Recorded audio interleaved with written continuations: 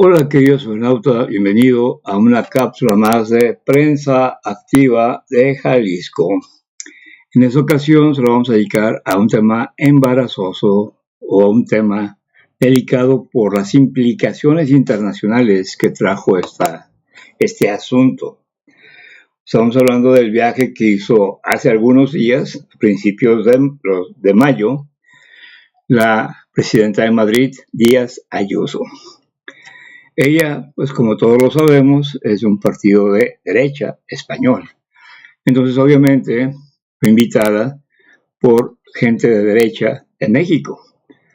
¿Y qué fue lo que pasó en ese viaje o por qué se tornó en una situación delicada por la cuestión de este viaje?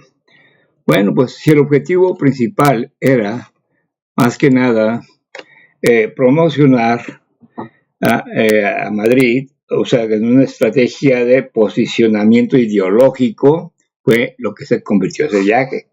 De promoción de Madrid, pues realmente no hubo gran cosa. Lo que sí hubo fue una estrategia para colocar a la derecha en cierta posición y poder ganar elecciones tanto en México, ya que ahí vienen elecciones, y obviamente en España. Pero resulta que fue contraproducente este viaje para la derecha mexicana por toda la sarta de cosas que dijo, comentó e hizo Díaz Ayuso. Entre algunas de las cosas que ella comentó está que México no existía hasta que llegaron los españoles. Eso es lo que ella declaró. Bueno, pues se nota que no conoce de historia internacional, mucho menos de la historia de México. Yo le quiero recordar a la señora Díaz Ayuso que México ya existía cuando llegaron los españoles. México Tenochtitlan fue fundado en el año de 1321 y obviamente fue la ciudad que destruyó Hernán Cortés para poder tener oro, ya que era la enfermedad que traían los españoles. Como dice por ahí alguno de los cronistas de los españoles, que le preguntó uno de los mexicas por qué les interesaba tanto el oro, y él comentó, es una enfermedad que está en nuestro corazón, el oro. Para curarnos necesitamos el oro. ¿Por qué? Porque ellos, los españoles, vieron que a los aztecas no les interesaba el oro, más que como simple ornamento, pero no le daban un valor como los españoles le daban económicamente al oro. Y claramente le dijo este cronista, menciona en su libro, Bernal Díaz del Castillo, él dice claramente ahí que ese diálogo entre ese conquistador y ese indígena, ese nativo, porque no eran indígenas, no era la India aquí, ese mexica, para ser más claros, ese mexicano, mexica significa mexicano, a ese mexica le preguntaba por qué les interesa tanto el oro a ustedes. Y le contesta, es una enfermedad que tenemos en el corazón y para curarnos necesitamos el oro. Entonces, primer error que cometió Díaz Ayuso, al decir que México no existía. Lo que ella debería haber dicho, si quería ser más clara y más precisa, era que el México actual, como lo conocemos, no existía. Pero, claro que existió en México, el México que destruyó Hernán Cortés. México Tenochtitlan, fundada en 1321 y destruida en 1521-22, por ahí, todas esas fechas ahí fue destruida por Hernán Cortés. Entonces, ella quiso también, entre uno de sus errores que cometió, posicionar a Hernán Cortés, reivindicarlo. En la historia tradicional española, Hernán Cortés es considerado un héroe. Si yo voy a España y me pongo a leer libros escritos allá sobre la historia de España, ellos ponen ahí que Hernán Cortés fue un héroe, un conquistador, que venció el imperio más grande de América. Así lo ponen ellos. Y bueno, es un punto de vista de ellos, ¿no? Y es muy respetable. Por eso los reyes nunca quisieron pedir perdón porque tienen su punto de vista muy diferente al de nosotros. Nosotros somos diferentes a ellos en ese sentido, en la visión histórica. ¿Verdad? Ellos nos vieron siempre como una colonia, ¿verdad? Y claro que no entendían o no entienden hasta la fecha el proceso histórico de México, tal y cual. Aquí atrás, en esa foto, pues es para aclararle a Díaz Ayuso, si algún día llegara a ver este video, que México Tenochtitlan ya existía, ¿no? Y actualmente hay danzas inspiradas o estudiadas en base a las danzas mexicas de aquella época, ¿no? Aquí está la danza San Francisco Azteca, ¿verdad? Y pues aquí vemos a varios de ellos, ¿no? A Margarita, a Silvia, a Judith, a Roy, ¿verdad? Y a Rosy también, todos ellos de la danza San Francisco Azteca, ¿no? Entonces, ¿existía o no existía México? Sí, sí existía México cuando llegaron los españoles. La México Tenochtitlan, no el México actual. Eso debió de haberlo aclarado ella. Pero es desconocimiento de la historia, obviamente, y más de la historia mexicana. Vamos a ver unas fotos donde está a Díaz Ayuso con gente del PAN. Por ejemplo, aquí están los gobernadores del PAN con Díaz Ayuso. Pues es obvio, son de derecha, ¿no? Ella, Díaz Ayuso, es de derecha, el PAN es de derecha. Y aquí vemos a la polémica gobernadora de Chihuahua, ¿verdad? Por haber traído a los agentes de la CIA, como ya lo publiqué por ahí en un video atrás. Ya vimos que no es la única política que ha traído agentes de la CIA, ¿no? O ha trabajado para la CIA. Muchos políticos mexicanos han trabajado para la CIA y ella es una de tantas. ¿Que traicionó a México? Pues sí. ¿Que violó la Constitución? También. Pero bueno, no estamos hablando ya de ella, ya hicimos un video sobre ella, ¿no? Ahorita lo que estamos hablando es sobre Díaz Ayuso y su viaje, ¿no? Entonces aquí está Díaz Ayuso con los gobernadores del PAN, ¿no? Aquí tenemos a Díaz Ayuso, ¿no? Cuando declara que México no existía, y ya vimos que sí existía. Cuando llegaron los españoles, México Tenochtitlan sí existía, y fue la ciudad que destruyó Hernán Cortés. Ella cuando se fue de aquí dijo que lo habían boicoteado la izquierda. Pues es obvio, izquierda y derecha son dos proyectos de vida, dos proyectos políticos diferentes, totalmente diferentes. Ahí el libro de Carlos Marx, El Capital, pues tiene mucho que ver con esta situación de los partidos políticos, ¿no? Porque la razón de ser de esos partidos es la forma en cómo manejan la economía.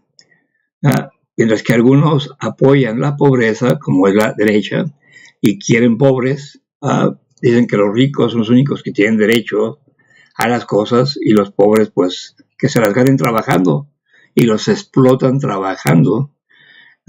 Mientras que la izquierda dice que hay que distribuir la riqueza de manera justa entre todos. Y eso no les gusta a los ricos, o sea, a los de derecha no les gusta, obviamente. Pues ese es el verdadero problema de la izquierda y la derecha, el económico, más que nada, ¿no? Bueno, pues aquí estamos viendo que su viaje, más que ayudar a la derecha mexicana, en este caso al PAN, lo perjudicó. ¿Por qué? Porque hubo una gran oposición por todo lo que dijo Díaz Ayuso. Y no nada más aquí, sino también en España. También causó una gran oposición.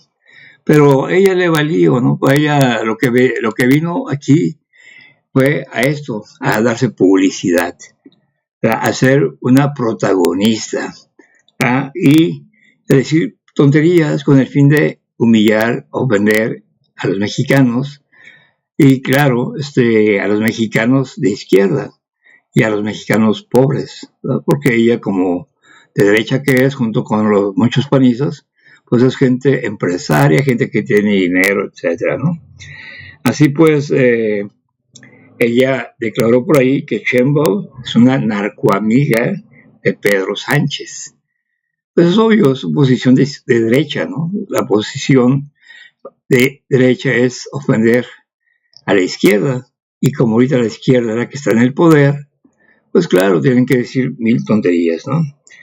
Así pues, dice que México es un narcoestado y que España, bajo la dirección o bajo la presidencia de Pedro Sánchez, va para allá. Eso es lo que ella declaró, y claro que todo eso provocó problemas de Sheinbaum y ella, y la gente de izquierda de México. Por eso es que ella tuvo que abortar su viaje, se tuvo que ir. Y después que se fue, dice que México es muy peligroso. Si es tan peligroso México, ¿para qué vino? Si yo sé que es peligroso algo, ¿a qué voy? ¿A que me partan el océano, como dicen? ¿A que me den en la madre? Pues no tiene caso ir a un país donde es peligroso, ¿verdad? Pero aún así, sabiendo ella que somos peligrosos los mexicanos, vino. Y dice ella que se llevó muchos negocios a Madrid, ya que según ella vino a promocionar a Madrid. Pero en la foto, donde es el colmo de los colmos, ¿verdad?, es esta. Aquí estamos viendo a la gobernadora de Aguascalientes besándole la mano a Díaz Ayuso. ¿Qué explicación hay para esta fotografía? Pues depende desde qué punto de vista se vea. Si ese es el punto de vista político, pues es una gobernadora de derecha mexicana besándole la mano a una fascista española.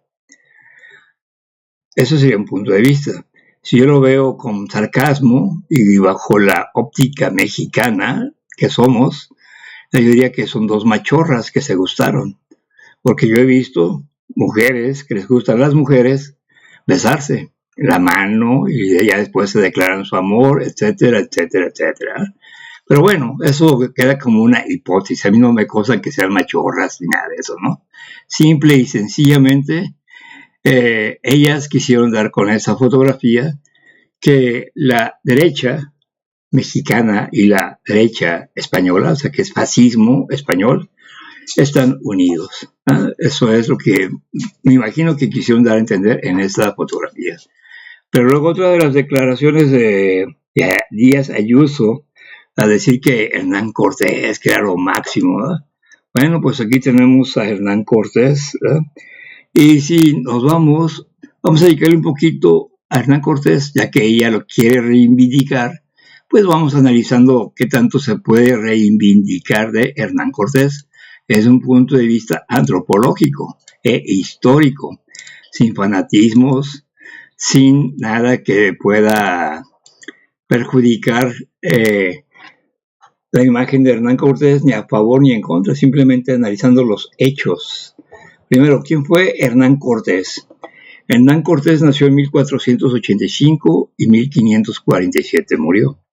Fue un conquistador español que lideró la conquista del imperio azteca, o sea, México Tenochtitlan, y fundó la Nueva España.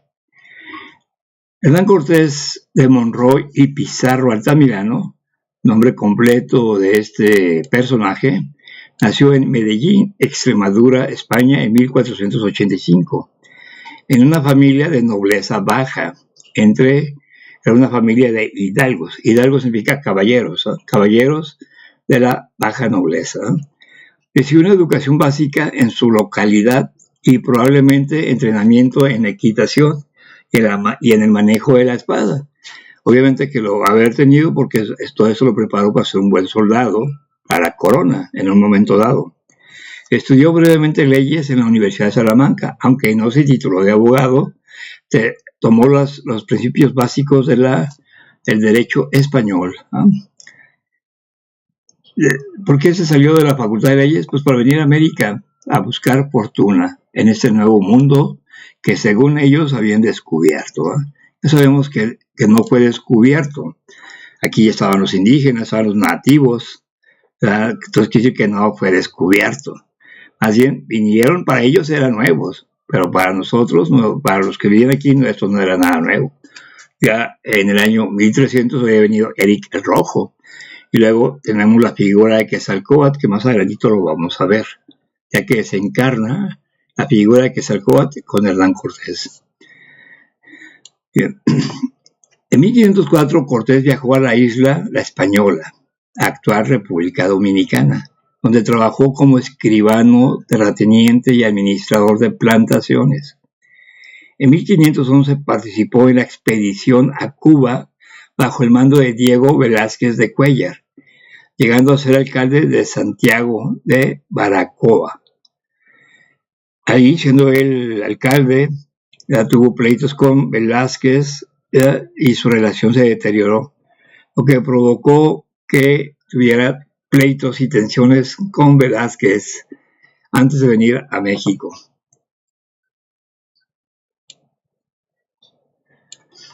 En 1519 Cortés partió hacia la costa del Golfo de México con 11 barcos y 600 hombres, fundando primeramente la Villa Rica de la Veracruz como bastión estratégico.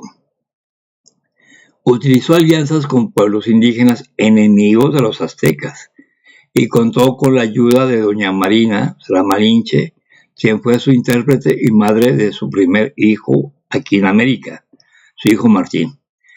Tras enfrentamientos con Moctezuma II y otras tribus, logró la caída de México Tenochtitlan en 1521, consolidando el dominio español sobre el imperio azteca. Cortés se convirtió en el primer gobernador de la Nueva España, estableciendo estructuras administrativas y políticas bajo la corona de Castilla. Su figura es controvertida, mientras la historiografía española tradicional lo considera un héroe. En estudios más recientes destacan los abusos y las matanzas cometidas contra los pueblos indígenas que no se les sometían. Además de su carrera y otras cosas más de abusos que hizo.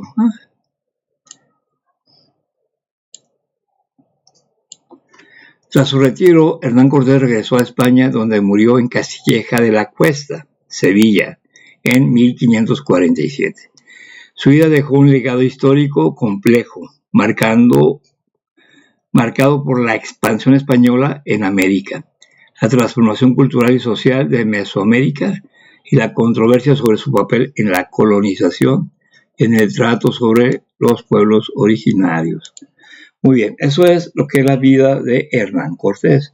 Pero ahora vamos a ver su juicio de residencia, ya que Díaz Ayuso no habla del juicio de residencia de Hernán Cortés. Y ahí, en ese juicio de residencia, podemos dar cuenta qué tan bueno o qué tan malo fue el personaje que ella quiere defender.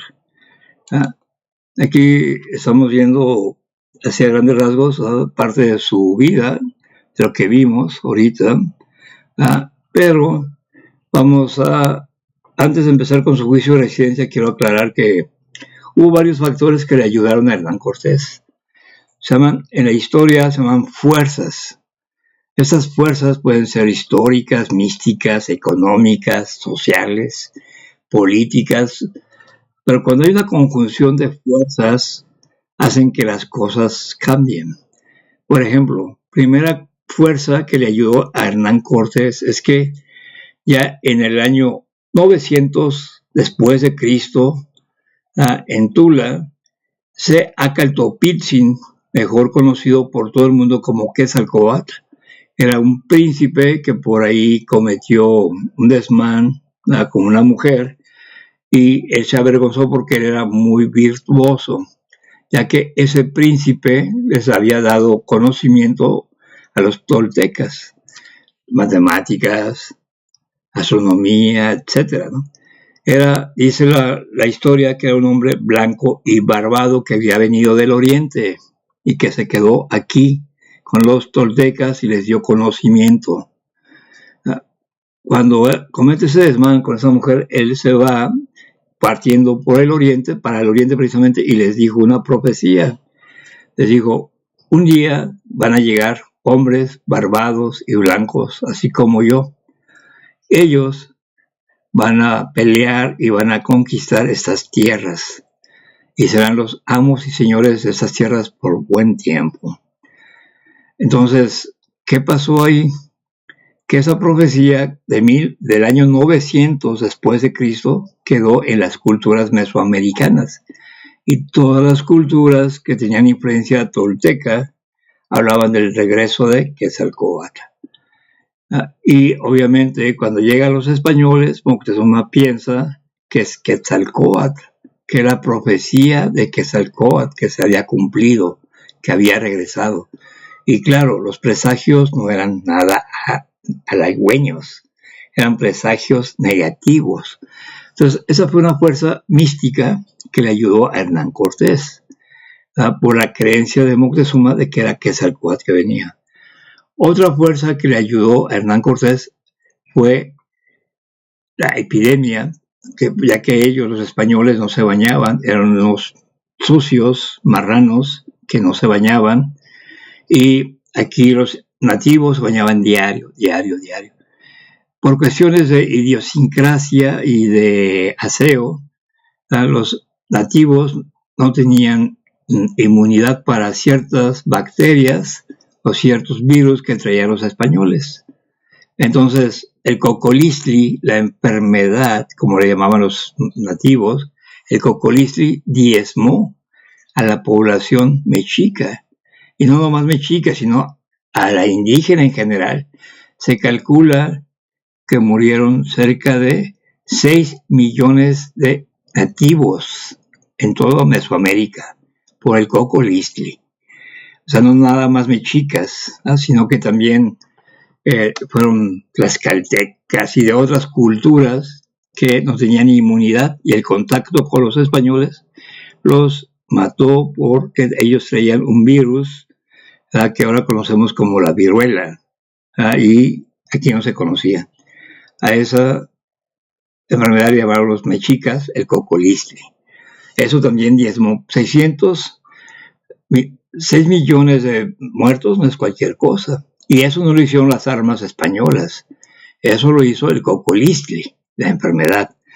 Otra fuerza que diezmó a la población mesoamericana, pues fue también las armas que traían los españoles. Las armas que traían los españoles eran pues más fuertes que las armas mexicas. Sin embargo, hay que recordar que acá, más al norte, los purépuchas, acá en Michoacán, o indebidamente conocidos como tarascos, ellos manejaban el cobre y tenían armas de cobre y armas, pero no eran de acero, eran de cobre. Las armas que traían los españoles eran de acero. Sí, el acero tiene mayor dureza que el cobre. Solamente la aleación de cobre con níquel da una dureza como el acero, o más fuerte que el acero. Entonces ahí es donde fue otra fuerza también de tipo técnico, en ese caso el dominio de los metales. Lo curioso es que los purépuchas que estaban al norte sí tenían dominio del cobre y tenían armas de cobre, y los mexicas no. Qué curioso, ¿no? Digo, para ser un imperio. También los purépuchas fueron un imperio, sí, pero los aztecas una vez fueron y pelearon con ellos. Al no poder vencerlos, nunca más volvieron a pelear con ellos, ¿sabes? ¿Y por qué no pudieron? Por la misma razón que no pudieron con los españoles en ese sentido. Los purépuchas tenían armas metálicas, al igual que los españoles tenían armas metálicas. Otra fue la pólvora, también, los cañones. Todo eso influyó para que también se propiciara la caída de México Tenochtitlan.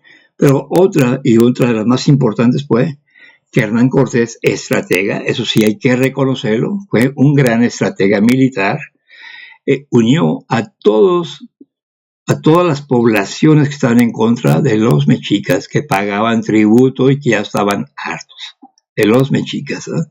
Los unió en contra de los mexicas. Cuando Hernán Cortés llegó a pelear a la Tenochtitlan, no eran nada más sus 600 hombres que traía, no, era 20,000 hombres de todas las tribus y todas las agrupaciones y todas las culturas que habían sido dominadas por los mexicas y que vieron en Hernán Cortés un libertador. Y eso sí, porque fue lo que él prometió, que los iba a liberar. No tomaron en cuenta esos grupos indígenas que más adelante vendrían más españoles y los someterían y los esclavizarían. Sin embargo, aún así, muchos de ellos, de los nativos, se fueron a las montañas y lograron persistir o sobrevivir. Todavía hasta la fecha hay muchos grupos que están ahí, los huicholes, etcétera. Hay muchos grupos que sobrevivieron, ¿no? Pero vamos a hablar sobre el juicio de residencia de Hernán Cortés. Este juicio de residencia es el siguiente. El juicio de residencia de Hernán Cortés fue uno de los procesos judiciales más importantes de la temprana Nueva España. Representó el intento de la corona española para limitar el enorme poder político y militar que había acumulado Hernán Cortés tras la conquista de México, Tenochtitlan. Dije México, no dije México. El verdadero nombre de México es México porque es con X, no con J, como lo escribe Ayuso. Nosotros no podríamos escribir México con J porque no es México, es México. Mas, sin embargo, en la época en que llegaron los conquistadores, la X tenía dos connotaciones fonéticas, X y J. Entonces, los españoles al ver la tomaron como J y por eso es que ahora escriben México con J, que fue otra de las controversias de Díaz Ayuso. Dijo que México se escribía con J. Claro, para quienes no saben historia, no entienden que la X tenía dos connotaciones fonéticas. XJ, X, el sonido de mexica, o sea, México. Claro, como se lo escribían con X, muchos españoles lo tomaron como J y la cambiaron a J, México. Ahí hubo un tiempo que México se escribió con J aquí también, ¿verdad? ¿Qué era un juicio de residencia? El juicio de residencia era un procedimiento del derecho castellano mediante el cual todos los altos funcionarios debían rendir cuentas al terminar su cargo. Durante este proceso se recibían denuncias públicas, se interrogaban a los testigos, se revisaban abusos administrativos, militares y económicos, y el funcionario no podía abandonar el territorio español hasta concluir el procedimiento. Era una especie de mezcla entre auditoría, juicio político y proceso penal administrativo. Los juicios contra Hernán Cortés. Hernán Cortés tuvo dos juicios de residencia. El primer juicio fue en 1526. La corona envió como juez a Luis Ponce de León para investigar a Cortés pocos años después de la caída de Tenochtitlan. La corona española ya desconfiaba de Cortés porque, 1, había acumulado demasiado poder. 2, actuaba con suficiente autonomía casi sin tomar en cuenta a los reyes. 3, repartía tierras y riquezas a su antojo. No tomaba en cuenta a la corona. Y 3, y la que sigue, mantenía enorme influencia sobre los soldados y sobre los indígenas, pues ya que él era querido y estimado por ser el capitán, ¿no? El juicio comenzó en la Ciudad de México, pero el juez Luis Ponce de León se enfermó y murió poco después de iniciar el procedimiento, por lo que este proceso quedó inconcluso. El segundo juicio de residencia fue en 1529. Este fue el proceso más amplio y conocido. El pregón oficial del juicio se publicó el 11 de febrero de 1529. Se abrió un periodo para que cualquier persona presentara quejas o testimonios contra Cortés. Las principales acusaciones que se hicieron a Cortés fueron las siguientes. Se le acusó de 1. Autonombrarse capitán y justicia por propia cuenta, sin que ningún superior lo nombrara. 2. De gobernar como autoridad casi independiente de la corona. 3. Realizar cabildos en su propia casa sin ser una autoridad reconocida por la corona. 4. Favorecer a familiares y allegados en la repartición de la riqueza y de los botines. Se le imputó ocultar oro que le pertenecía a la corona, quedarse con parte del botín sin compartirlo ni para la corona ni con sus soldados, manejar ilegalmente los fondos reales, apropiarse de tributos indígenas que no le pertenecían. Violencia y ejecuciones. Entre los cargos más delicados que estuvieron para Hernán Cortés en ese juicio estuvo la acusación de que ordenó ejecuciones arbitrarias, sin juicios. Torturó indígenas, entre ellos ya sabemos que torturó a Cuauhtémoc, ¿verdad?, en las Higueras, o sea, hoy conocido como Guatemala, ¿no? El tormento aplicado a Cuauhtémoc, un príncipe noble mexica, la corona española lo consideró como ilegal, porque en la guerra, cuando a un rey o a un príncipe se le capturaba, tenía un trato diferente por su status quo, ¿no? Y presuntos asesinatos inclusive de españoles rivales, ya que si Hernán Cortés se sentía acosado por sus propios compañeros españoles, los mataba, ¿no? El caso de Catalina Juárez. El caso muy mencionado en este juicio fue el de la muerte de su propia esposa, Catalina Juárez. Durante ese juicio se le acusó de ser sospechoso de haber matado a su esposa, estrangulándola. Aunque nunca se le probó que lo haya hecho, el tema quedó registrado en el archivo como sospechoso y ahí está en los archivos. En los interrogatorios, el proceso incluyó 53 preguntas generales iniciales, después de cientos de preguntas adicionales y declaraciones de numerosos testigos en contra de Hernán Cortés. Algunos testimonios fueron muy hostiles contra él. Por ejemplo, el soldado Jerónimo de Aguilar declaró contra Cortés que habló de su conducta moral y de sus relaciones personales para con sus soldados, su tropa y para con todos. El proceso, ¿cuánto duró este proceso?